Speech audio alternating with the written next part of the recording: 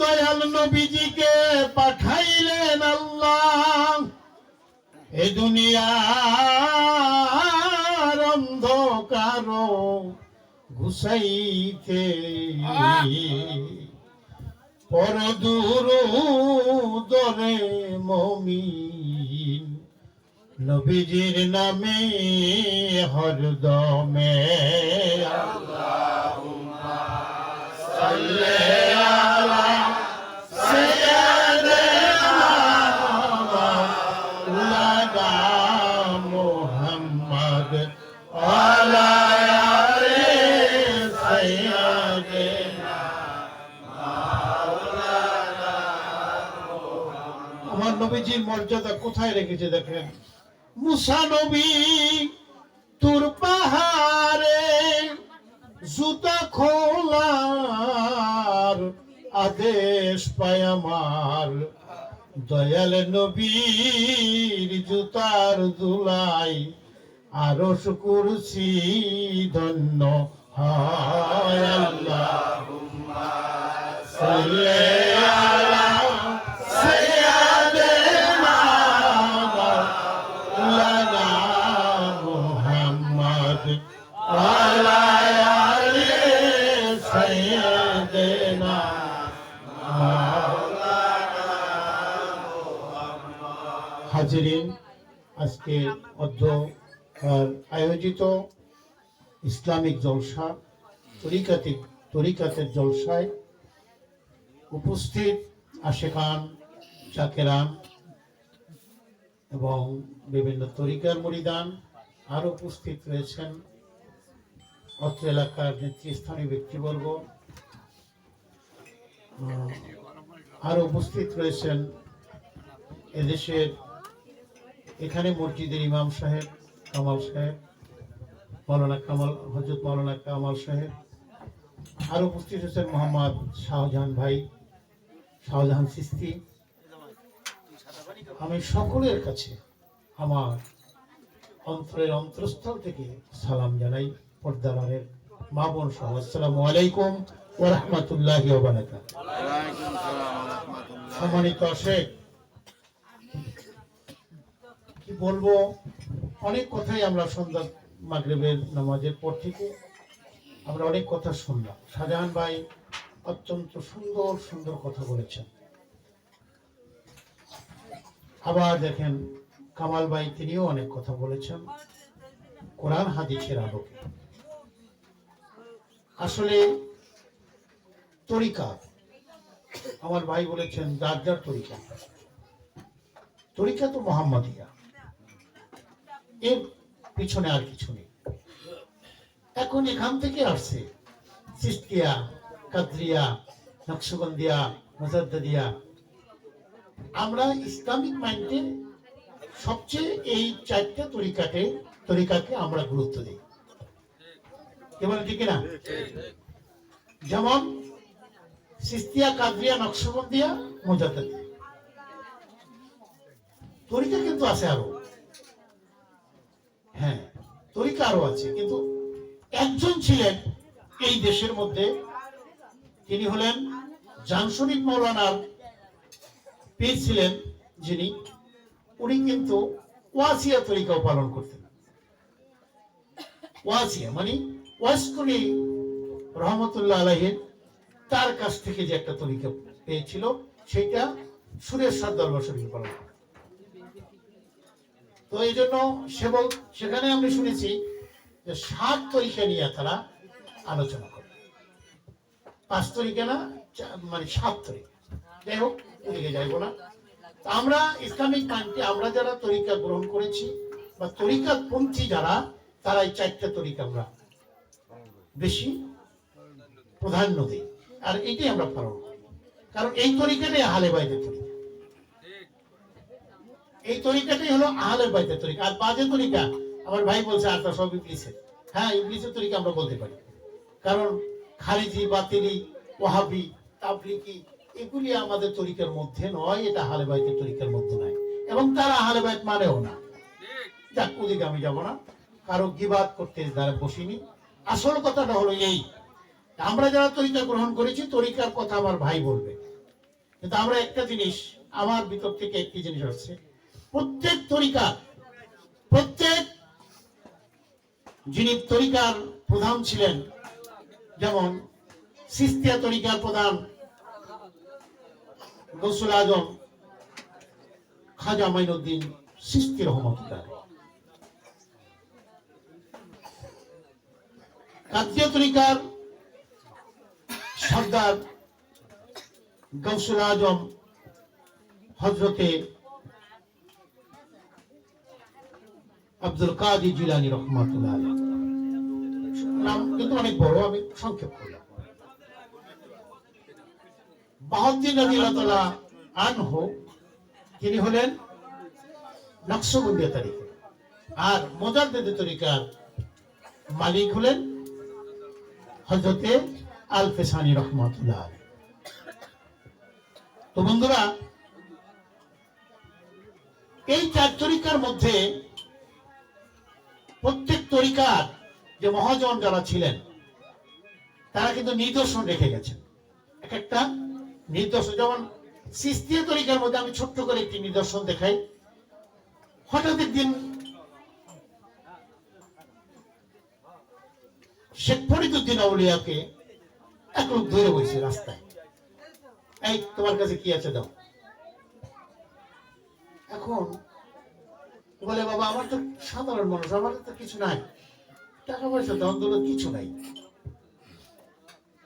তুমি কি? আমি ডাকাত, তুমি জানো না আমি ডাকাত, আমি ডাকাতি করি। কয় কি তুমি ডাকাতি করো? কি তুমি যে ডাকাতি করো, এই যে ডাকাতি করো, এই যে ডাকাতি করলে যে পাপ হয়, এই পাপের ভাগী কেউ আছে? এই পাপের ভাগী কেন? তারা তো সবাই জানে যে আমি ডাকাতি করে টাকা পয়সা নেই, এটা আমার পরিবারের সবাই জানে, বাপ মা স্ত্রী ছেলে মেলে সবাই জানে। তা আমি যদি তাদের, আমার পাপের ভাগ তারা আছে না, তাহলে তুমি একটা কাজ করো, তুমি আমাকে একটু বাঁধো। কারে রাখছে? কেন? শেখ ফরিদউদ্দিন, শেখ ফরিদউদ্দিন আউলিয়াকে তো বললো তো বাঁধো, তো বাঁধলো। উনি ভালো করে শিকল দিয়ে বাঁধছে যে আমি যাই, আপনার কথাই আমি যাই, দেখি যাইয়া আমার এই পাপের ভাগ কেউ আছে কিনা। তো গিয়া বাবার কাছে বলছে, বাবা আমি তো ডাকাতি করে আইনা আপনাদেরকে খাওয়া দাওয়া করাই, আপনারা আমার পাপের ভাগা আছেন কিনা? তখন বলে, না তো বাবা, আমি তোকে জন্ম দিয়েছি, মানুষ করেছি, অনেক বড় করছি, কোলে পিঠে করে মানুষ করছি, এখন তুমি তোমার পাপের ভাগ আমি নেবো কেন? উনি মাথা নোয়াইয়া করছে, বলে বুঝছি। গেছে মায়ের কাছে, মায়েও এক কথা, ছেলে পেলের কাছে গেছে, তারাও একই কথা। স্ত্রীর কাছে গিয়ে বলল, সর্বশেষ কথাটা ছিল তার, স্ত্রীর কাছে গিয়ে বলল, আচ্ছা আমি তোমাকে স্বর্ণ গয়না গহনা কাপড় চোপড় কত কিছুই দেই, এটা আমি কোথেকে আনি, কিভাবে আনি তুমি জানো না? হ্যাঁ জানি, তুমি ডাকাতি করো, তুমি ডাকাতি করে আনো, বলে এতে যে পাপ হয়, গুনাহ হয়, এই গুনাহের ভাগ তুমি ভাগিয়ে আসো? বলে না, তুমি আমাকে বিবাহ করেছো, আমাকে খাওয়াইবা, পড়াইবা, সংসার করাইবা, বাস আমি ও পর্যন্ত, এখানে তোমার পাপের ভাগি আমি নাই। তখন একটা চিৎকার দিয়ে উনি দৌড়ে গেছে ওই লোকের কাছে, যেই লোক আমাকে এই জ্ঞানটা দান করলো, সেই লোককে আমি তো কোনোদিনের কথা ভাবি নাই, আসলে তো কেউ আমার পাপের ভাগি না। এবার দৌড়ে যায়, দেয় যে শিকল দিয়ে বাঁধে দিছে, সে শিকল খোলা, শেখ ফরিদউদ্দিন আউলিয়া দাঁড়াই রয়েছে, যাই পায়ের উপর পরে বলছে, বাবা তুমি কে জানি না, তোমার শিকল খোলা, তুমি পালিয়ে গেলে না, আমি তোমাকে খুন করব, আমি 100টা খুন করি দৈনিক, চারে পাই তারে খুন করে আমি কাইরানি, তোমাকে আমি খুন করব, তোমার এই ভয় আসলো না, তুমি কে বাবা, তুমি আমাকে ক্ষমা করে বলে পায়ের উপর পড়ছো। আপনি যা বলেছেন একটা কথা আমার কাজে লাগে, আমি তাদের কাছে জিজ্ঞাসা করছি, আপনি যা বলছেন তাহা জিজ্ঞাসা করে, কেউ আমার এই পাপ স্বীকার করে নাই। হুজুর আমার এই পাপ খণ্ডনের জন্য আপনি আমাকে একটু দোয়া করেন, আমাকে কি করলে আমি, বলে হ্যাঁ যা, তোর যখন জ্ঞান ফিরছে, তো তো যখন চেতন হয়েছ, আজকে তোকে একটি পথ দিয়ে দেয়, যা ওই যে গাছটা, মরা গাছ, ওই গাছটার গোড়ায় বসা, ওই গাছের গোড়ায় বসে থাক। ওই গাছটা যেদিন দেখবি ফুল ফুটবে, সেই দিন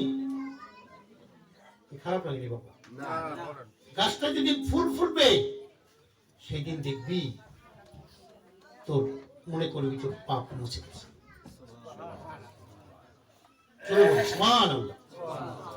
তো আসলে এরকম নিদর্শন রেখে গেছে সবাই যারা পরীক্ষার মধ্যে ছিলেন। খাজা বাবার গুণের কথা তো বলতে বলতে শেষ হবে না। ওখানে বসেছিল, একদিন বিকাল বেলা দেখে উনি যেখানে বসা গাছতলা, এর পাশেই উনি দূরে বইয়ে দেখতে পাচ্ছেন যে একটা মানুষকে দাফন করতেছে জঙ্গলের মধ্যে। উনি দেখে রাখছে, কিছুক্ষণ পর দেখে একটা কোদাল লইয়া এক লোক আছে, ওইখানে দাফন করার পর মানুষ চলে গেছে, তারপর একটা লোক আছে আইসা, সে কবরটাকে সালাইছে, সালাইয়া সেখানে একটা কিছু অন্যায় কাজে তিনি দেখছে, দেখা বলছে খুন তো জীবনে বহুত করছি, এইবার আমি একটা খুন করব, আমার পাপ মাপ চাওয়া লাগবে না, পাপ আল্লাহ মাপ করে, করুক না করে না করুক, এই খুনটা আমি করবো। একটা মরা মানুষের উপরে কি করে সে এই কর্ম দিতে পারে। এই দেখে উনি পিছন থেকে গিয়া যেই কোদাল দিয়া মাটি চালাইছে, ওই কোদাল দিয়ে এক কোপ দিয়া শেষ, মানে মেরে ফেলছে। পিছনের দিকে চাই দেয়, গাছে মরা গাছে ফুল ফুটে গেছে। তো বাবারে, যারা তরিকা গ্রহণ করেছে, এরকম যদি সঠিক ভাবে পালন করি, পীরের আদেশ নির্দেশ যদি পালন করতে পারি, এক কথায় সময় বেশি লাগে না। এই জন্য বলছে 36 বছরে কারো জ্ঞান আঁখি খোলে না, আবার 6 মাসের কালে কেউ পাইছে 16 না, পেয়ে যায় বাবা। তরিকার কথা আমার ভাই বলবে, তবে মহব্বত, পীরের উপর মহব্বত, পীরের প্রতি যে মহব্বতটা, এই মহব্বতের কথা আমি সমাজকে বলবো। পীরের আদেশ নির্দেশ পালন করেছিলেন চিশতিয়া নিজামিয়া। কি বাবা? বিশেষ করে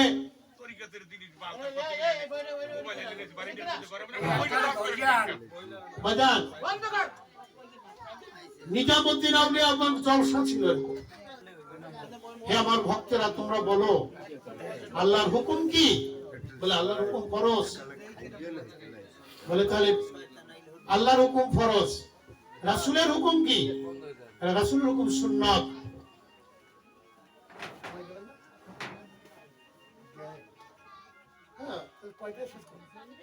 আমরা তো 3 ঘন্টা 10টা মধ্যে হ্যাঁ, আমরা তো কথা বদলে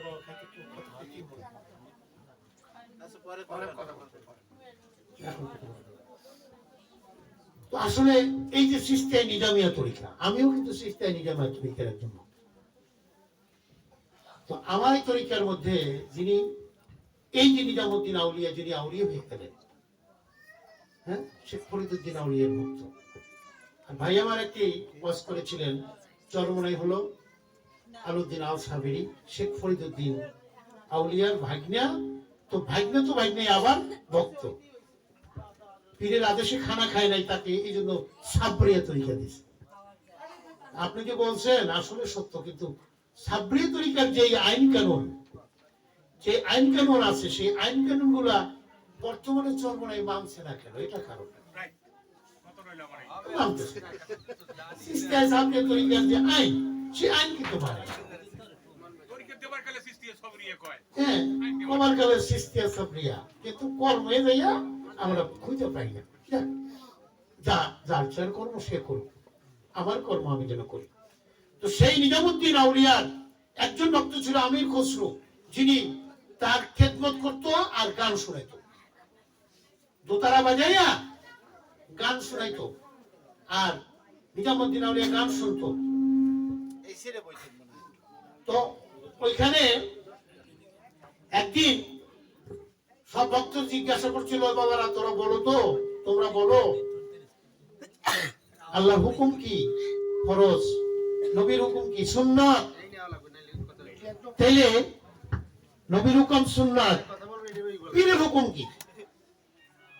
পীরের হুকুম হলো ফরজ আইন, কাইতে দাও, বলে দাও, রিসিভ করে বলে দাও যে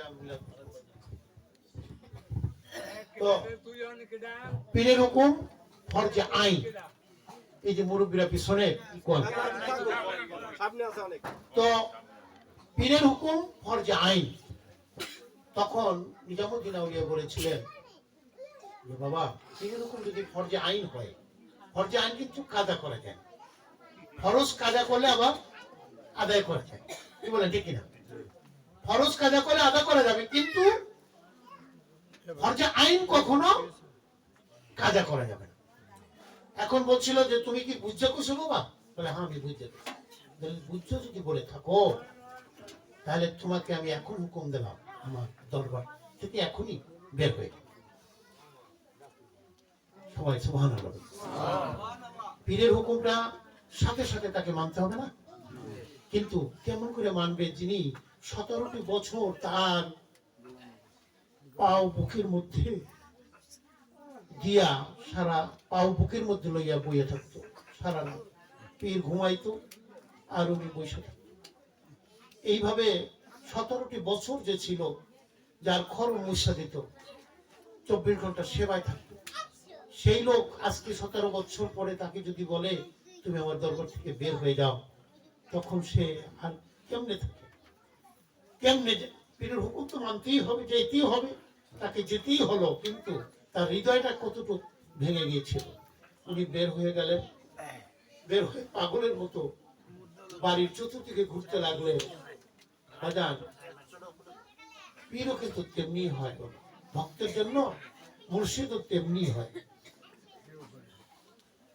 যে যাহারে ভালোবাসে তার মতো সে হয়ে যায়। ওইখানের পালাটা ওইরকম ছিল যে পীরও কিন্তু সদা সর্বদা ভক্তের কথাই স্মরণ করে, যদি ভক্তের মতো ভক্ত। ওনাকে হুকুম দিয়া বিপদে পড়ে গেছে, কঠিন বিপদে। এখন নিজের আত্মতৃপ্তি হচ্ছে না, কারণ দোতারাবাদে গান শোনাইতো, কিতাবে যেরকম আসছে সেই গানগুলি শুনতো, কাওয়ালি গান। এই কাওয়ালি গান শোনার মতো কেউ নাই। তখন প্রায় 1 মাস চলে গেছে। এই 1 মাসের মধ্যে বাবা, ওই ভক্তের জন্য যে গুরুর প্রাণটা কাঁদতে আছে, এটা সে কি দিয়ে বুঝাইবে? এই জন্য বলে, ভক্তের চোখে দেখে দয়াল, ভক্তের কানে শোনে, ভক্তের কথাই সদাই গুরু জপে মনে মনে। ওরে না খাইয়া থাকলে ভক্তি গুরু খাইতে নাই আর পারে, ভক্তের কথাই সদাই গুরু জপে মনে মনে।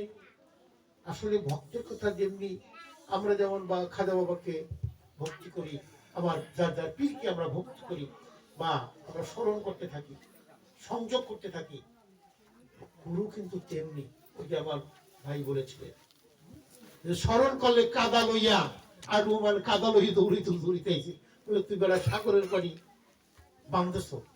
এই যে কথাটা বলেছে, কথাটা কত বড়। যেমনি ডাক তেমনি ডাকার সাথে সাথে ডাকার মতো ডাকতে পারলে সে হাজির হয়ে যায়। বাজান, এরকম অবস্থায় উনি পাগলের মতো ছিলেন। তখন বলছিল যে কিছু কাওয়াল আনো, আমি একটু গান শুনবো। তখন ওই কাওয়াল এনেছিলেন।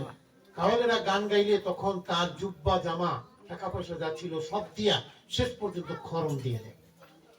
ওই খরমও নিয়ে যায়। কাওয়ালরা সকালবেলা যাইতেছে, অনেক দূর থেকে গাড়ির মধ্যে সে খরম ছিল, সেই খরম দেই, খরমের ঘ্রাণ ওই আমির খসরু রহমতুল্লাহ অনেক দূর থেকে ঘ্রাণ পেয়েছে আমার পীরের খরম, কারণ 17 বছর থেকে খরম তার বুকের মধ্যে রাখছে। এবার দৌড়ে গেছে, বাবারে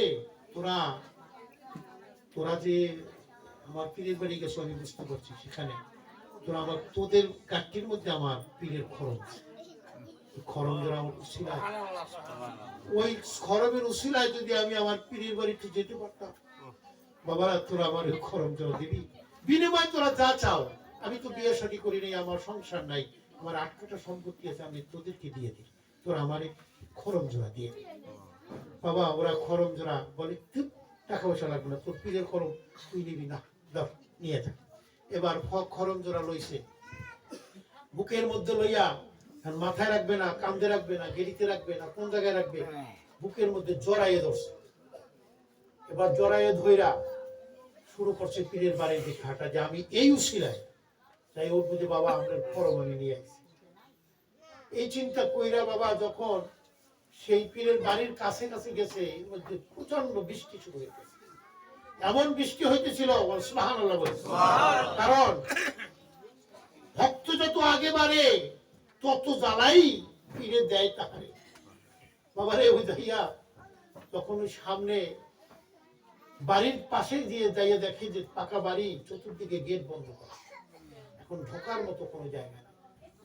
সে কি করলো, ঢুকতে কোনো জায়গা দিয়ে যাইতে পারতেছে না, কখন দিয়া পীরের সাথে একটু দেখা করবে, এই মন তার উদাসীন হয়ে গেছে, পাগল হয়ে গেছে। তখন কি করলো, জায়গা না পাইয়া সে বললো, দেখলো একটা নর্দমা, পাকা বাড়িতে নর্দমা করে না, নর্দমার মধ্যে মাথা ঢুকিয়ে দেয়। সুবহানাল্লাহ। পীরের সাথে আবার দেখা করতেই হবে। এবার যখন বাবা মাথা ঢুকাই দিলেন, মাথা ঢুকাইয়া একটু সামনে গেল, এখন আর পিছনে আসতে পারে না, সামনেও যেতে পারে না।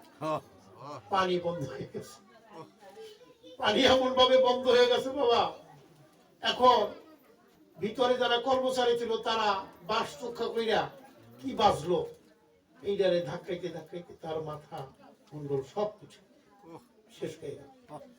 রক্ত প্রবাহিত হইতে হইতে ওইখানে আমির খুশরু ওই ড্রেনের মধ্যে জুতা জোড়া বুকের, ওই যে খরম জোড়া বুকের মধ্যে ধইরা ওই অবস্থায় সে ওইখানে ইন্তেকাল করেছে। সবাই বলি ইন্না লিল্লাহি ওয়া ইন্না ইলাইহি রাজিউন। খানি তারপরে তাকে বুঝতে চাইলো সবাই, যে আরো চেষ্টা করলো, চেষ্টা করে ছুটাই দেখলো যে মানুষ, সে আমির খুশরু, তার চেহারা চেনা যাচ্ছে না, চেহারাকে সম্পূর্ণ নষ্ট করে দিয়েছে। ওই যে তো হুজুরের কাছে গিয়ে বলছে, হুজুর আমির খুশরুকে মাইরে ফেলেছে, এই বলে যাও তাকে গোসল করাইয়া দায়রার সামনে রাখো, আমি আসি। এই বলে তিনি দায়রা আগে তাকে গোসল করাইয়া মুঠি বান্ধা, কাপড় মুঠি বান্ধা তখন খাটের উপর রাখলেন। নিজামুদ্দিন আউলিয়া তখন আজান দায়রায় গিয়ে নিজে শুয়ে পড়লেন, এবং দূর দূরান্ত থেকে যারা আসছে, যারা খবর পাই আসছে আমির খুশরু নাই, সে আমির খুশরুকে বাজান দেখার জন্য যারা আসছে তারা বলছে একটু মুঠিটা খোলো। যখন মুঠি খুলছে বাবা, খুলে দেখে আমির খুশরুর চেহারা নাই, দেখে নিজামুদ্দিন আউলিয়া নিজে। এই জন্য বলছে বাবা, যে যাকে ভালোবাসে তার মতো সে হয়ে যায়। তার চেহারাটা সম্পূর্ণ পীরের চেহারা পেয়ে পৃথিবীর মধ্যে একজন ব্যক্তি এই দুনিয়া ত্যাগ করেছে, তার নাম হলো আমির খুশরু রহমতুল্লাহ, আমাদের এই সিস্তিয়া তরিকার মধ্যে। তো আমি ছোট্ট করে একটু নকল বললাম, যদিও বন্ধুটি ক্ষমা করবেন, সময় আমার ভাই খুবই কম দিয়েছে। আমার ইচ্ছা ছিল কিছু তরিকার আলোচনা করার, আমার ভাই আলোচনা করবে। আমরা সবাই একটু দূর শুরু করি। বিসমিল্লাহির রহমানির রহিম। ইয়া আইয়ুহাল্লাযীনা আমানু সাল্লু আলাইহি ওয়া সাল্লিমু তাসলিমা। আল্লাহুম্মা সাল্লাল্লাহু আলা মুহাম্মাদ সাল্লাল্লাহু আলাইহি ওয়া সাল্লাম।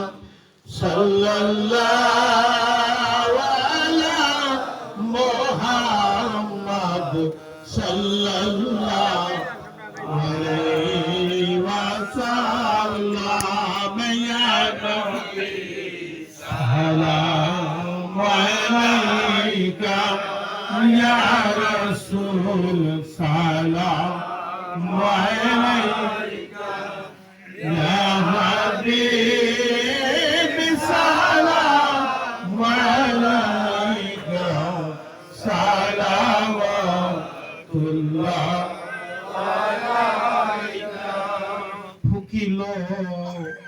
আল্লাহর বাণী পোহালেন দুঃখ রজনী, হইল জগৎ নুরানি, আশেকের নয়নমণি। ইয়া নবী সালাম আলাইকা, ইয়া রাসূল সালাম আলাইকা, ইয়া হাবিব সালাম আলাইকা, সালাম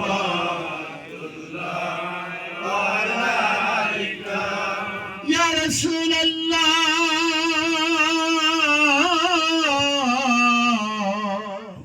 ইয়া হাবিবাল্লাহ। মিলাদ হোক তব মুবারক, দুরুদ হোক তব মুবারক,